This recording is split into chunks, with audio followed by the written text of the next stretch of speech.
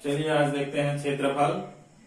जितने भी दो विमीय आकार वाले चित्र होंगे उनके बारे में, उनके बेसिक नॉलेज के बारे में जानेंगे। एकदम गहराई से समझेंगे कि क्षेत्रफल आखिर होता क्या है। देखते हैं, सबको पता है आयत का जो क्षेत्रफल क्या होता है और त्रिभुज का, लेकिन कई ऐसे विद्यार्थी होते हैं जो तैयारी करते रहते हैं लेकिन उनको बेसिक नॉलेज नहीं होता, वो सिर्फ पढ़ते पढ़ते रटते रहते हैं। तो आज हम उस बेसिक नॉलेज को जानेंगे और जानने के बाद फिर इससे संबंधित इबारती प्रश्न को पढ़ेंगे। तो पहले जान लेते हैं कि ये है आयत। आयत का इधर जो लंबाई है वो 6 सेंटीमीटर और ये चौड़ाई जो है 4 सेंटीमीटर। 6 सेंटीमीटर हम एक एक सेंटीमीटर में बांट लिए हैं, इधर भी बांट लिए हैं, तो ये हो गया 6 खाने। और ऐसे ही 6 कम 6 6 दूनी 12 6 3 18 और 6 4 24 खाने बने हैं। यही 24 खाने, एक खाना जो है 1 वर्ग सेंटीमीटर है, ये 1 वर्ग बना हुआ है। तो ऐसी 24 खाने बने हैं, इसलिए इसका क्षेत्रफल लंबाई गुणित चौड़ाई करने से प्राप्त होता है। 6 गुणा 4 तो 6 4 24 वर्ग।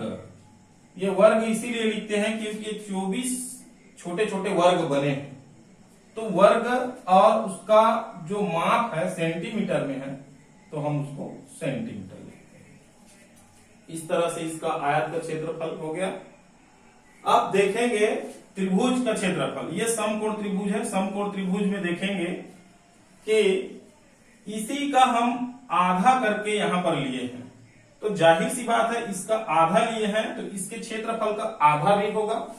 तो इसलिए देखिए, इसको हम त्रिभुज है इसलिए आधार बोलते हैं और इसको ऊंचाई बोलते हैं। रहने के लिए ये आयत का आधा है, ये लंबाई था और ये चौड़ाई। अब त्रिभुज का क्षेत्रफल देखेंगे तो सेम टू सेम देखिए, यहां से उठा लीजिए लंबाई गुणित चौड़ाई को।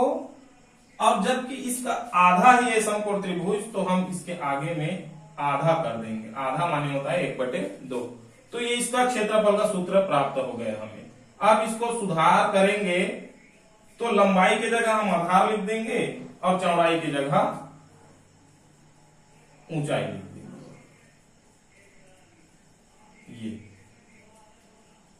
तो ये समकोण त्रिभुज का क्षेत्रफल हमें प्राप्त हो गया। जब भी अगर कोई प्रश्न दिया रहेगा तो ये हमें हमारे दिमाग में ये ऐसा चित्र बनना, पहले आयत बनना चाहिए, आयत के बाद ये उसका आधा होता है। फिर अगर त्रिभुज जो है समकोण ना हो, इस तरह हो जिसका आधार दिया हो और ऊंचाई दिया हो, तो इस तरह के त्रिभुज का जो क्षेत्रफल होता है वो भी सेम होता है, यही होता है, आधार और ऊंचाई। ऐसा अगर चित्र दिया है, ऐसा कहीं पर दिया है और पूछा जा रहा है कि इसका क्षेत्रफल क्या होगा, आधार और ऊंचाई दिया है, तब ये दो चित्र तो मिल गया, लेकिन आधार ना हो, लंबाई ना हो और ऊंचाई ना हो। अब ऐसा आ गया, इसको कहते हैं विषम बाहु त्रिभुज। तो विषम बाहु त्रिभुज में देखो, ये भुजा और ये भुजा, तीनों अलग अलग भुजा है। इसमें सिर्फ भुजा ही दिया गया है, ऊंचाई नहीं दिया गया है। तो उसका सबसे पहले हम इन भुजाओं का परिमिति निकाल लेते हैं। परिमिति S, तो परिमिति क्या है उसको समझ जाइए। तीनों भुजाओं का योग कर दीजिए। मान लिया जाए यहां ये 4, ये 5 और ये 7 है, तो हम ऐसा करेंगे 4 5 और ये 7 और इसका आधा कर देंगे। तो ये क्या हो जाएगा, 7 5 12, 12 और 4 16, 16/2 यानी 2 एकम 2 अट्ठे। तो ये परिमिति हमारा 8 निकल जाएगा, ऐसा दिया है। तो और क्षेत्रफल उसका विषम बाहु त्रिभुज का क्षेत्रफल हो जाएगा, ये जो है कर्णी के अंदर S मानी यही 8 S परिमिति, और कोष्टक में उस परिमिति में से सभी को माइनस करते हुए गुणा के रूप में लिखना है। अगर देखते हैं इसी को तो क्या उत्तर आता है उसको भी देख लेते हैं एक बार।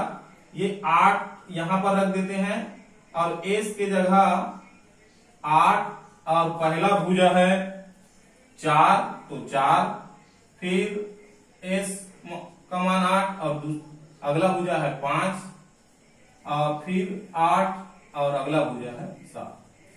अगर इसको हल करते जाएंगे तो ये हमें प्राप्त होगा 8, इन दोनों के बीच कुछ नहीं माने गुणा, और ये हो जाएगा 4 गुणा 3 गुणा 1। तो इस तरह से इधर उसको सॉल्व कर लेते हैं तो ये हो जाएगा 8 गुणा, पूरा गुणा करके लिख देते हैं,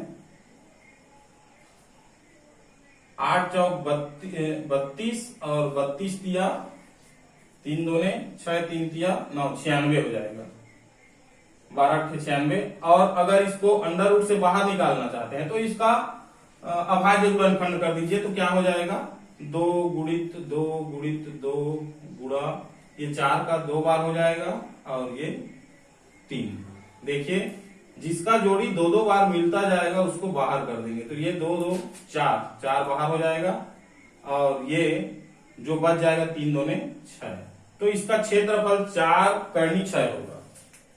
तो ये इतने का हम सूत्र अगर जान गए तो इससे रिलेटेड जो भी प्रश्न आएगा हम आसानी से बना सकते हैं। और दिमाग में ये रखिए कि इन सभी जो चित्र दिए हुए हैं उनमें लंबाई चौड़ाई क्षेत्रफल 3 राशियां सब में है।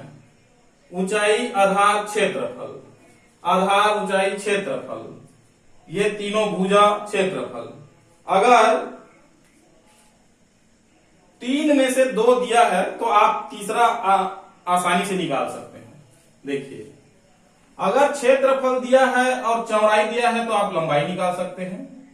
क्षेत्रफल लंबाई दिया है तो चौड़ाई निकाल सकते हैं। त्रिभुज में भी वही है, क्षेत्रफल दिया है लंबाई दिया है तो चौड़ाई निकाल सकते हैं। अगर क्षेत्रफल चौड़ाई दिया है तो लंबाई निकाल सकते हैं।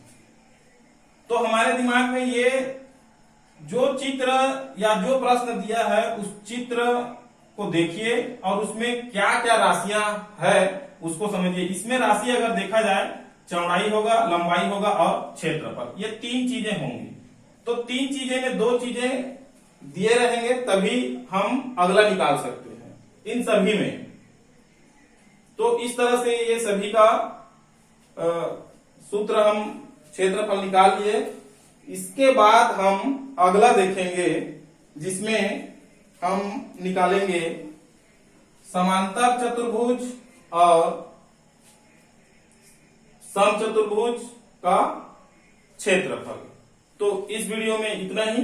अगले वीडियो में जब हम आएंगे तो समांतर चतुर्भुज, समचतुर्भुज, समलंब चतुर्भुज का वीडियो लेकर आएंगे। और अगर आपको अच्छा लग रहा है तो बिल्कुल सब्सक्राइब कीजिए, अपने दोस्तों को शेयर कीजिए। और यह वीडियो सभी जितने भी प्रतियोगिता तैयारी कर रहे हैं और जो बच्चे हैं अभी जो पढ़ रहे हैं 6वीं से लेकर 10वीं के बीच में, उन सभी के लिए भी फायदेमंद है।